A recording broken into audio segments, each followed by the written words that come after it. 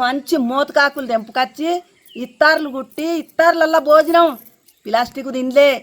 ఇప్పుడు ప్లాస్టిక్ తింటాన్రు. 30 ఏళ్ళకే కీళ్ళు అరుగుతున్నాయి. కెనికెల నీళ్ళు, మందులు వేసిన తిండ్లు, ఓటర్ ఫుడ్లు, ప్లాస్టిక్ ఇత్తార్లల్లా భోజనం, ప్లాస్టిక్ గిలాసాలల్లో చాయ్ తాగుడు, ఆరోగ్యాలు పాడు చేసుకోకుండ్రు బిడ్డ. నేను ఒక తల్లి లెక్క చెప్తాన్నా.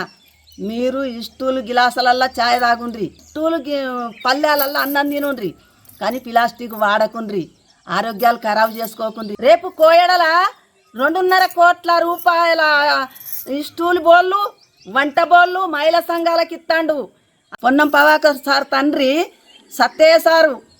మనకు ఆయన ఎంత గొప్పోడు, ఆయన ఏ లోకాన్ని ఉన్నాడో, ఆయన ఎంత పద్ధతిగా మెదిలిండో. ఆయన కొడుకులు కూడా 3, పొన్నం ప్రభాకర్ అన్న, అశోక్ అన్న, రవి అన్న, వీళ్ళందరూ ప్రజలకు ఎంతో మేలు చేయాలని ప్లాస్టిక్ బంద్ పెట్టమని మహిళా సంఘాలకు వంట బోళ్ళు మనకు ఎవేవి అవసరం ఉన్నాయో ఆ వంట బోళ్ళు అన్నీ రేపు కోయడలా ఇస్తాండ్రు. మీరందరు రావాలి.